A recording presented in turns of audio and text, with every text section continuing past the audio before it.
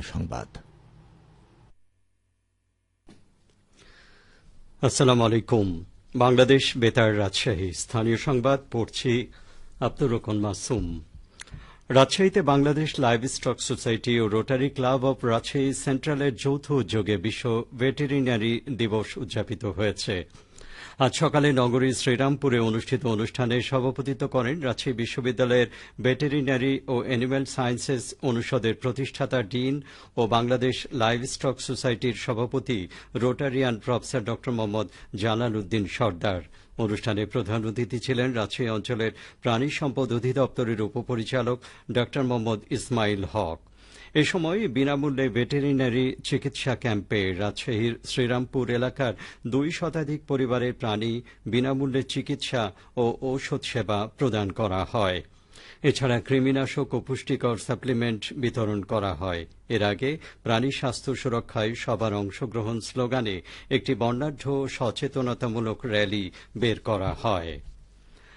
Training on procurement including e-GP শীর্ষক 2 দিনব্যাপী প্রশিক্ষণ কর্মশালা আজ নাটোরে শেষ হচ্ছে। স্থানীয় একটি কমিউনিটি সেন্টারে এই প্রশিক্ষণ কর্মশালার আয়োজন করেছে জেলা প্রাথমিক শিক্ষা অফিস। আজ প্রশিক্ষণের সমাপনী দিনে রিসোর্স পার্সন হিসেবে সেশন পরিচালনা করেন প্রাথমিক শিক্ষা অধিদপ্তরের অতিরিক্ত মহাপরিচালক মোহাম্মদ আতিকুর রহমান, পরিচালক প্রকিউরমেন্ট মোহাম্মদ হামিদুল হক এবং রাজশাহী বিভাগীয় উপপরিচালক মোহাম্মদ সানাউল্লাহ। জেলা প্রাথমিক শিক্ষা অফিসার মোহাম্মদ গোলাম নবী জানান, প্রশিক্ষণ কর্মশালায় সকল উপজেলা প্রাথমিক শিক্ষা অফিসার, নির্বাচিত সহকারী প্রাথমিক শিক্ষা অফিসার, পিটিআই সুপার এবং উপজেলা রিসোর্স সেন্টারের প্রশিক্ষকবৃন্দ অংশগ্রহণ করছেন।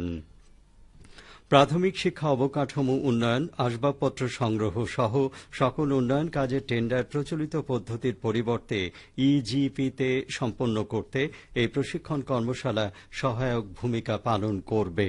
ফলে কাজের গতিশীলতা এবং স্বচ্ছতা নিশ্চিত করা সম্ভব হবে। নওগাঁয় জাতীয়তাবাদী স্বেচ্ছাসেবক দলের জেলা আহ্বায়ক কমিটির পরিচিতি সভা অনুষ্ঠিত হয়েছে। দুপুরে অনুষ্ঠিত সভায় প্রধান অতিথি ছিলেন জেলা বিএনপির আহ্বায়ক আবু বকর সিদ্দিক। অনুষ্ঠানে নবনির্বাচিত কমিটির সকল সদস্যকে ফুল দিয়ে বরণ করে নেন অতিথিবৃন্দ। এ সময় বক্তারা আগামী নির্বাচনে বিএনপির বিজয় নিশ্চিত করতে নেতাকর্মীদের প্রতি দিক নির্দেশনা প্রদান করে ঐক্যবদ্ধ থাকার আহ্বান জানান। অনুষ্ঠানে সভাপতিত্ব করেন জেলা স্বেচ্ছাসেবক দলের আহ্বায়ক শফিউল আজম টুটুল। এ সময় জেলা বিএনপির সাবেক সভাপতি ও সাবেক পৌর মেয়র আলহাজ মোহাম্মদ নজমুল হক সনি, সাবেক সাধারণ সম্পাদক মোহাম্মদ জাহিদুল ইসলাম ধলু, বর্তমান কমিটির সদস্য সচিব বায়েজিদ হোসেন পলাশ বক্তব্য প্রদান করেন। বাংলাদেশের সেনাবাহিনীর তত্ত্বাবধানে জোরে সোরে এগিয়ে চলছে পাবনাবাসীর বহুল প্রত্যাশিত ঐতিহ্যবাহী ইছামতি নদীর খননের কাজ। এ নিয়ে শুনুন আমাদের পাবনা সংবাদদাতার একটি বিশেষ প্রতিবেদন।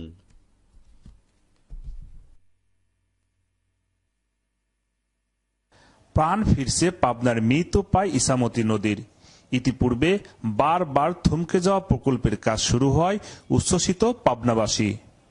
ইতিমধ্যে প্রকল্পের কাজ প্রায় 25% সম্পূর্ণ হয়েছে বলে জানিয়েছেন ঠিকাদারি প্রতিষ্ঠান আহাদ বিল্ডার্সের প্রকল্প ম্যানেজার প্রকৌশলী সাইফুল আলম। আমাদের এই কাজের মেয়াদ হচ্ছে মোট 3 বছর। আমাদের মোট দৈর্ঘ্য হচ্ছে 110 কিলোমিটার। আমাদের এই বছরে আমাদের 50 কিলোমিটার কাজ হবে। আমরা অবশ্যই আমরা আশাবাদী এবং আমরা সম্ভব যে আমাদের নির্ধারিত সময়ের ভিতরে আমাদের কাজটা সম্পন্ন করতে পারবো। আমাদের অলরেডি 20 থেকে 25% কাজ হয়ে গেছে। নদীর 2 পাশে অবৈধ দখলদারদের মামলা বড় চ্যালেঞ্জ বলে মনে করছে পানি উন্নয়ন বোর্ড। তবে সব প্রতিবন্ধকতা পেরিয়ে প্রকল্প বাস্তবায়নের আশা প্রকাশ করেছেন পানি উন্নয়ন বোর্ড পাবনার তত্ত্বাবধায়ক প্রকৌশলী সুধাংশু কুমার সরকার। প্রকল্পের মেইন চ্যালেঞ্জ সেটা হলো যে এই প্রকল্পে মামলা আছে যেটা অবৈধ উচ্ছেদ রিলেটেড। এই মামলাগুলো নিষ্পত্তি করা প্রয়োজন। এখানে আমরা ডিমার্কেশনের সাথে আমরা আমাদের বাংলাদেশ সেনাবাহিনী আছে, পানি উন্নয়ন বোর্ড আছে, জেলা প্রশাসন আছে এবং পৌরসভা আছে। সকলের সমন্বয়ে আমরা একটা ডিমার্কেশন করেছি। এখন ডিমার্কেশন করার পর তারপর আমরা একটা ফাইনাল একটা উচ্ছেদের মানে এই অবৈধ দখলদারদের তালিকা প্রণয়ন করব এবং সেই মোতাবেক ম্যাজিস্ট্রেট নিয়োগ করে বাংলাদেশ সেনাবাহিনী এবং প্রশাসন, স্থানীয় প্রশাসন, জেলা প্রশাসনের সহযোগিতায় আমরা সবাই মিলে এটা করবো আর কি। প্রায় ১১০ কিলোমিটার ইসামতি নদী পুনরুজ্জীবিতকরণ প্রকল্পের ব্যয় ধরা হয়েছে ১৫৫৪ কোটি টাকা। প্রকল্পের কাজ শেষ হওয়ার কথা ২০২৭ সালের জুন মাসে। শামসুল আলম, পাবনা জেলার সংবাদদাতা, বাংলাদেশ বেতার, রাজশাহী। খেলার খবর ক্রিকেট। নাটোর জেলা উপ সহকারী কৃষি কর্মকর্তা এবং পাবনা জেলা উপ সহকারী কৃষি কর্মকর্তাদের মধ্যে আজ অনুষ্ঠিত ক্রিকেট টুর্নামেন্টে নাটোর জেলা দল বিজয়ী হয়েছে।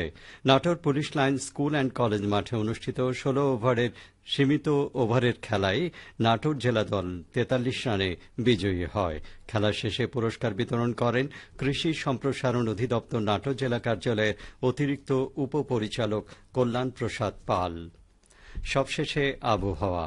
আজ রাজশাহীতে সর্বোচ্চ তাপমাত্রা ছিল ৩৮.৩ ডিগ্রি এবং সর্বনিম্ন ২৭.৮ ডিগ্রি সেলসিয়াস। বিকেল ৩টায় বাতাসে আপেক্ষিক আর্দ্রতার পরিমাণ ছিল ৫২%। রাজশাহী ও পার্শ্ববর্তী এলাকায় আজ সূর্যাস্ত সন্ধ্যে ৬টা৩২ সংবাদ শেষ হল। আমাদের পরবর্তী স্থানীয় সংবাদ সন্ধ্যে ৭টায়।